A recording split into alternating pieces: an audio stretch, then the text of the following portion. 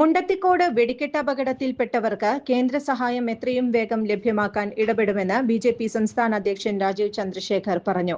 വെടിക്കെട്ട് അപകടം നടന്ന മുണ്ടത്തിക്കോട്ടെ ദുരന്തഭൂമിയിൽ സന്ദർശിച്ച ശേഷം മാധ്യമങ്ങളോട് സംസാരിക്കുകയായിരുന്നു അദ്ദേഹം. ഇത് വളരെ ഒരു ട്രാജിക് സംഭവമാണ് ഇവിടെ നടന്നിരിക്കുന്നത്. അപ്പോൾ ഞാൻ അതിനെക്കുറിച്ച് കൂടുതൽ സംസാരിക്കുന്നില്ല. ഇന്നലെ നമ്മുടെ സെൻട്രൽ മിനിസ്റ്ററും തൃശ്ശൂരിൻ്റെ MP സുരേഷ് ഗോപിജി ഇവിടെ വന്നു. അദ്ദേഹം എല്ലാം നോക്കുന്നുണ്ട്.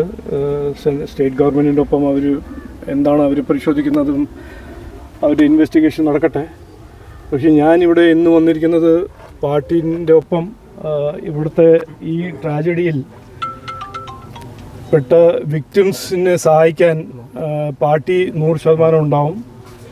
പ്രധാനമന്ത്രി നരേന്ദ്രമോദിജി പ്രഖ്യാപിച്ച റിലീഫ് ഫണ്ട് അതെല്ലാം കൃത്യമായി എല്ലാ കുടുംബത്തിനും എത്തിപ്പിക്കണം എന്ന് പറയാനാണ് ഞാൻ ഇന്ന് ഇവിടെ എത്തിയിരിക്കുന്നത്. പാർട്ടി സഹായിക്കുന്നുണ്ട്, ഇനിയും സഹായിക്കും എന്ന് മാത്രമേ ഇന്ന് പറയാനുള്ളൂ. കൂടുതൽ ഞാൻ ഇതിനെക്കുറിച്ചൊന്നും പറയുന്നില്ല. ഇത് അന്വേഷണം നടക്കട്ടെ, എന്തായിരുന്നു ഇതിൻ്റെ പിന്നിൽ കാരണങ്ങൾ. പിന്നെ ഞാൻ ഇന്ന് പാർട്ടീൻ്റെ ഒപ്പം ഞങ്ങൾ ചർച്ച നടത്തിയിട്ടുണ്ട്. ഇവിടെ ഈ ട്രഡീഷണലായിട്ട് പണിയെടുക്കുന്ന ഇവർക്ക് എന്ത് സഹായം നമുക്ക് എന്ത് സഹായിക്കാൻ പറ്റുന്നത് ഗവൺമെൻറ് ഓഫ് ഇന്ത്യ വഴി അവരുടെ വർക്കിന് ഒരു മോഡേണൈസേഷനും അവർക്ക് വേണ്ടത്ര എക്വിപ്മെൻറ്റും സേഫ്റ്റീൻ്റെ എക്വിപ്മെൻറ്റും കൊടുക്കാൻ എന്തെങ്കിലും സാധിക്കുമോ എന്ന് ഒരു ചർച്ച തുടങ്ങുന്നുണ്ട്. അത് സംസ്ഥാന ഗവൺമെൻറ്റാണ് ചെയ്യേണ്ടത്, ഒന്നും ചെയ്യുന്നില്ല. അപ്പോൾ ഗവൺമെൻറ് ഓഫ് ഇന്ത്യ വഴി എന്തെങ്കിലും ചെയ്യാൻ സാധിക്കുമോ എന്ന് ഞങ്ങൾ അതിൻ്റെ ഒരു ചർച്ച നടക്കാൻ തുടങ്ങിയിട്ടുണ്ട്. അതിന് ഞങ്ങൾ എന്തെങ്കിലും ചെയ്യും എന്ന് എനിക്ക് ഉറപ്പുണ്ട്.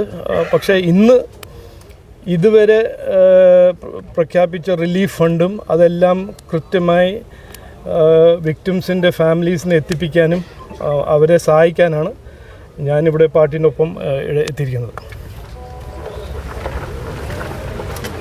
പരമ്പരാഗത തൊഴിൽ മേഖലയ്ക്ക് ആവശ്യമായ സഹായം ഉറപ്പാക്കാൻ കേന്ദ്ര പദ്ധതി ആവിഷ്കരിക്കുന്നതിന് സംഘടന പഠിച്ച് തുടർ നടപടി നടപ്പിലാക്കുമെന്നും അദ്ദേഹം പറഞ്ഞു.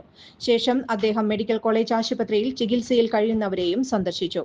സംസ്ഥാന വൈസ് പ്രസിഡന്റുമാരായ B. ഗോപാലകൃഷ്ണൻ, KK അനീഷ് കുമാർ, ജില്ലാ പ്രസിഡന്റുമാരായ നിവേദിത സുബ്രഹ്മണ്യൻ, ജസ്റ്റിൻ ജേക്കബ്, ജില്ലാ ജനറൽ സെക്രട്ടറി വിപിൻ കുടിയേടത്ത് എന്നിവരും രാജീവ് ചന്ദ്രശേഖറിനൊപ്പം എത്തിയിരുന്നു. അതെ, നിങ്ങളുടെ മകൾ എന്താ പഠിക്കുന്നത്? എന്റെ മകളോ ഇപ്പൊ +2 കഴിഞ്ഞു. ഇനി എന്ത് ചെയ്യണമെന്നറിയില്ല. എന്റെ മകൾ പഠിച്ചത് ശ്രീകൃഷ്ണ കോളേജിലാ.